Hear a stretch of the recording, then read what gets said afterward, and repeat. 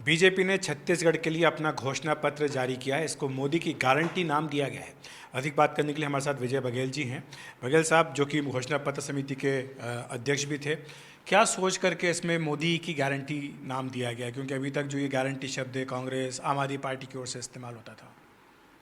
देखिए, पूरा देश और दुनिया जानती है कि मोदी जो कहते हैं वो करते हैं, और इसी बात को लेके हम लोग ने मोदी गारंटी इसको नाम दिया है। मोदी जी के ऊपर पूरा देश का विश्वास है और पूरे विश्व का विश्वास है। दूसरा सवाल ये उठ रहा है कि धान को लेकर के आपने समर्थन मूल्य 3100 रुपये करने का फैसला किया। पिछला विधानसभा चुनाव में देखा था, कांग्रेस ने यही इसी तरह का वादा किया था, हाथ में गंगा जल लेकर के लोगों से वादा किया था और उसको फ़ायदा भी मिला था। तो ये एक बहुत बड़ा मुद्दा है धान का यहाँ पर। छत्तीसगढ़ धान का कटोरा है और उस भाव को लेके हम लोग हमेशा किसानों का सम्मान करते हैं, और भारतीय जनता पार्टी की प्राथमिकता हमेशा से किसान रही है। आप केंद्र सरकार के किए हुए कार्यों को देखिए, मोदी जी की संवेदना किसानों के प्रति देखिए कि आज रासायनिक खाद जो है डीएपी, यूरिया, पोटास विश्व बाज़ार में 4 गुने बढ़ गई है और उससे भी ज़्यादा। लेकिन मोदी जी 10 लाख हज़ार करोड़ के सब्सिडी देकर पूरे देश के किसानों को उसी कीमत पर डीएपी, यूरिया और पोटास दे रहे हैं। ये संवेदना है। 6,000 रुपया किसान सम्मान निधि दे रहे हैं। और इसी तरह हमने जब डॉक्टर रमन सिंह जी थे, 15 साल हम सरकार में थे, हमने ही शुरू किया था बिना ब्याज के ऋण देने की योजना, मतलब शून्य में, ये हमने चालू की थी। लेकिन एक किसानों को ये निराशा यहाँ पर हो रही है कि ये वादा बीजेपी ने नहीं किया कि कर्जा माफ़ कर दिया जाएगा, क्योंकि कई लोग ये उम्मीद करते हैं कि शायद कर्जा माफ़ी होगी। देखिए, सब कुछ हम लोग कर्ज माफ़ी की बात नहीं करते, कर्ज मुक्ति की बात करते हैं। कर्ज मुक्त किसान हो, उस मोटो को लेके भारतीय जनता पार्टी चलती है।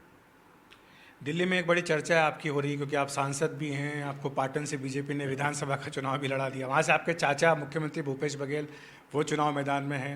किस तरह से देखते हैं इस मुकाबले को? देखिए, मैं तो अब आता तो दिल्ली का ही हूँ 5 साल के लिए, क्योंकि मेरे दुर्ग की जनता ने मुझे इतना बड़ा आशीर्वाद दे के दिल्ली भेजे हैं अपने सेवक के रूप में। तो दिल्ली का हिस्सा तो हूँ मैं, अभी भी हूँ। तो दिल्ली के लोगों में उत्साह होना स्वाभाविक है। और चूँकि इस बार पार्टी ने मुझे पाटन से मुख्यमंत्री के खिलाफ प्रत्याशी बनाया है, तो चर्चा जो पूरे देश में है, क्योंकि ये जो मुख्यमंत्री, इसका बड़बोलापन, इनकी जुमलेबाजी और इनका जो आंकड़ों का जंजाल है ना, जो छत्तीसगढ़ को लगातार डुबो रही है। गोबर का घोटाला करने वाला ये मुख्यमंत्री,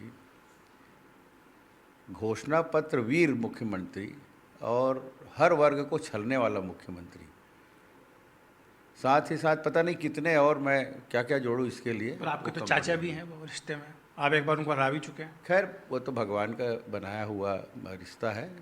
रिश्ता तो बहुत, तो रिश्ता बीच में नहीं आता है लड़ाई में? नहीं, कृष्ण भगवान के मामा थे कंस, तो मैं बहुत सारे थे। दुर्योधन, महाभारत का युद्ध आपने देखा है, 5 पांडवों का एक ही परिवार के थे, वो भी चाचा भतीजा थे।